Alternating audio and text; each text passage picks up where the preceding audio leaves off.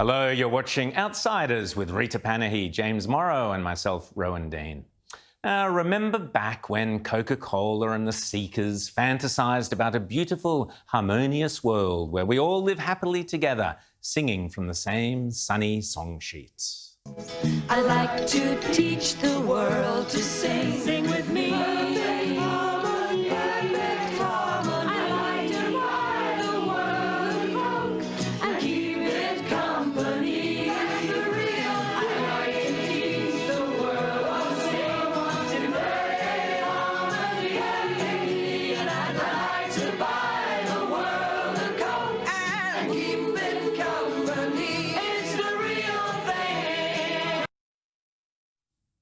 That has been the great globalist dream ever since. No borders, no nationalities, just a brotherhood of mankind with no possessions, no religion, no property rights, and just one big happy family slurping together on a Coke.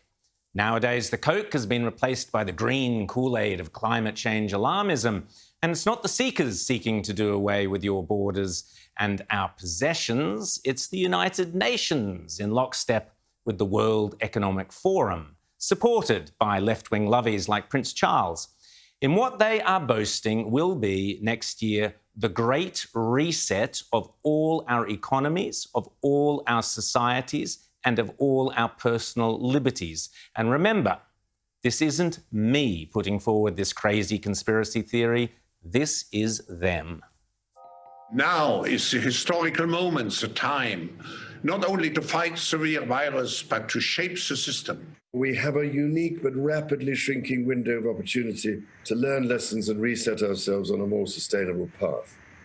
It is an opportunity we have never had before and may never have again. So we must use all the levers we have at our disposal, knowing that each and every one of us has a vital role to play. History would look at this crisis as the great opportunity for reset.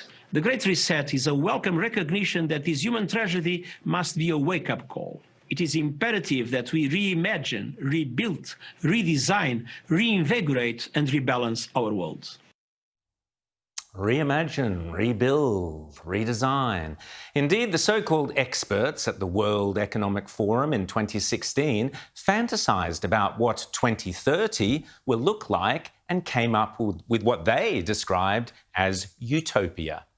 And I quote, "Welcome to 2030. I own nothing. I have no privacy. And life has never been better," the World Economic Forum's experts predicted. And they go on to fantasize that there will be a global carbon tax, that US dominance will be a thing of the past, we will have stopped eating meat, and wait for it, a global displacement of 1 billion people will have been caused because of climate change. But how do the World Economic Forum and the United Nations intend to bring about this utopia of theirs, this great reset they keep promising us? Well, they need national and state governments and other bodies to play along. And one of the key tools they are using is a 3-word slogan: Build Back Better. Now, if that slogan sounds strangely familiar, that's not a coincidence. In the past couple of years, Build Back Better has bizarrely been the slogan for all sorts of different political groups around the world. Coincidence? I don't think so. According to Klaus Schwab's World Economic Forum, and remember, our businesses and our government sends delegates to this clown fest every year, Build Back Better means reinventing capitalism.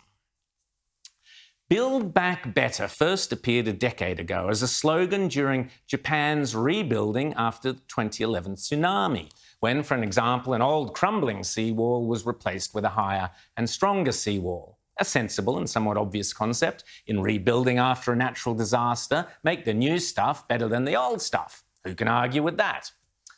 Proving why he was known as Slick Willie, Bill Clinton then nicked Build Back Better and used it to promote the Clinton Foundation after the Haiti hurricane disaster. But he added a new twist. See if you can spot it.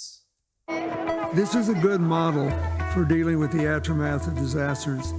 And if you're committed to doing what we should all be doing, which is to help people build back better with more resilient and more flexible societies, it really works well. The president clearly is an expert on energy and passionate about the topic, which, just gives power to all the things that we're trying to do.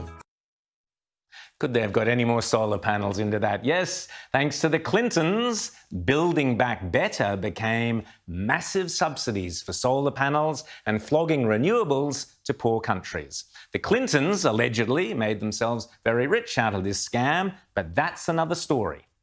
But for the Build Back Better slogan, it was just the beginning. We can overcome all of it if we do it together, and if we do it right, it will be good for the economy here, and it will set a shining example for the rest of the world. Well, it was good for Bill's economy, and yes, it did set a shining example to the rest of the world, particularly the UN, recognising the power of this innocuous-sounding slogan. The United Nations, the World Economic Forum, and the rest of them had a light bulb moment. Ironic, of course, because under their plans, there won't be any more light bulbs. Anyway, with a simple sleight of hand, they realised any disaster can be the perfect excuse to build back better, meaning build back greener, by using the money that should be going to disaster relief to instead subsidise the eco-Marxist, anti-capitalist UN agenda at the same time as making renewables investors very rich. Again, this isn't me saying this. This is them. Here's Melissa Fleming, the head of communications at the United Nations. Every country has been touched by COVID-19. Every country feels this sense of urgency, and every country, understands that they can't go it alone.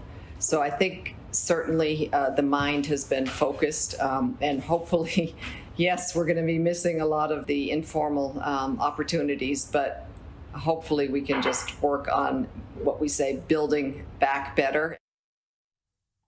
She goes on to say that building back better means building back greener. And sure enough, political organisations across the globe have been dancing to the UN's tune. Recently, the slogan, weirdly, has been popping up in all sorts of different political places.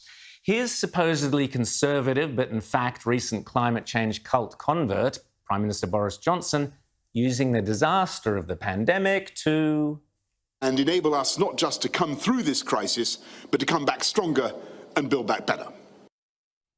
And here's regressive left-winger and renowned climate cultist Justin Trudeau.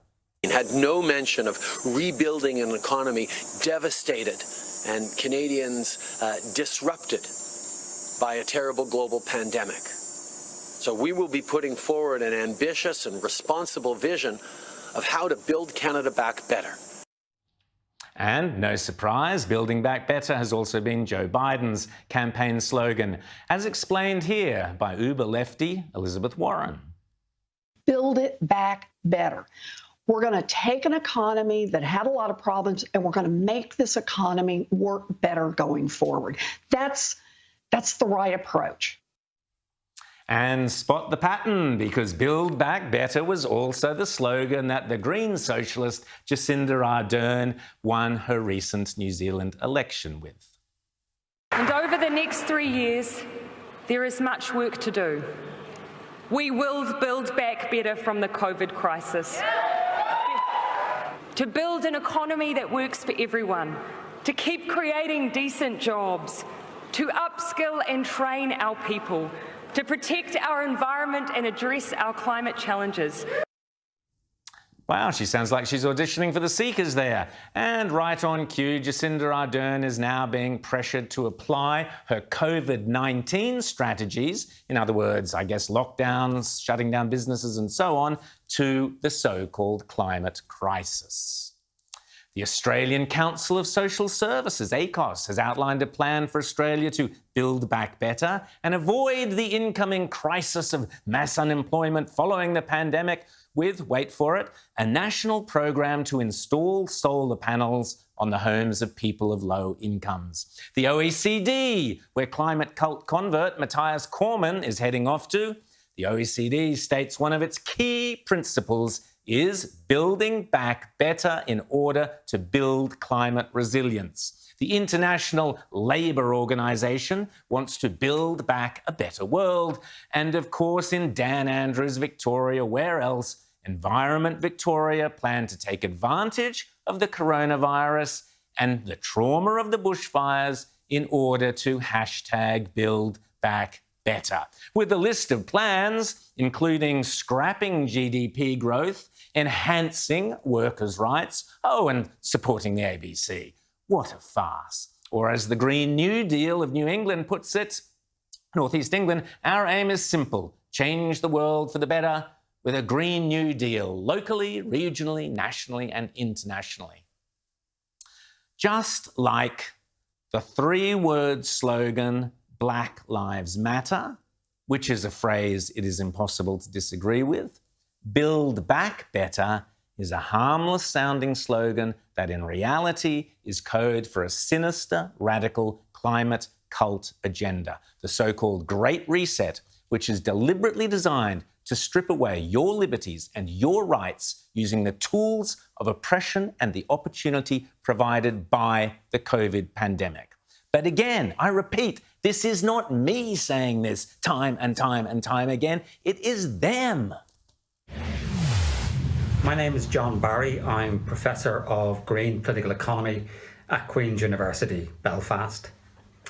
The pandemic has cancelled the future, but that's okay.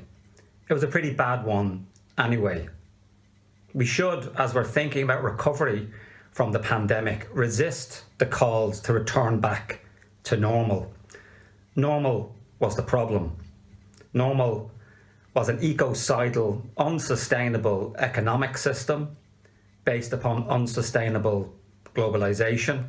So I think we should think about building back better to see that as we come out of this crisis, we should see that we can deal with the public health issues around COVID-19 and effectively begin the process of a new industrial revolution based around the principles of the Green New Deal and a just transition so that workers, communities, consumers are not disproportionately badly affected as we make the transition away from coal, oil and gas in particular. So it seems to me that we should resist calls for returning to normal. Normal is bad. The Great Reset is all about a green new economy around the world. Make no mistake, if Joe Biden and Kamala Harris win this election, the Great Reset and the Green New Deal dismantling of capitalism begins under the slogan of Build Back Better. Don't say you weren't warned.